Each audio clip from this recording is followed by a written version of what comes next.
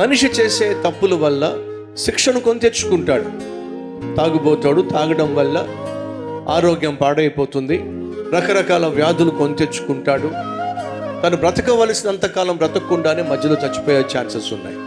అలా చచ్చిపోయిన వాడికంటే మీరు ఏమైనా పరిశుద్ధులా? అది ప్రభు యొక్క ప్రశ్న. వాడు ఏదో తప్పు చేశాడు కాబట్టి చచ్చిపోయాడు, పాపిష్టి అలవాట్లు ఉన్నాయి కాబట్టి చచ్చిపోయాడు. వాడు చచ్చిపోయాడు కాబట్టి వాడు పాపిష్టుడని మీరు అంటున్నారు, కానీ బతుకున్నారు కదా మీరేమైనా పరిశుద్ధులు అనుకుంటున్నారా?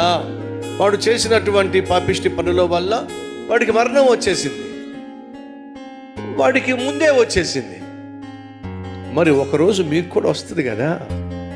ఈరోజు కాకపోతే రేపు వస్తుంది, రేపు కాకపోతే ఎల్లుండి వస్తుంది, ఎల్లుండి కాకపోతే నెక్స్ట్ మంత్ వస్తుంది.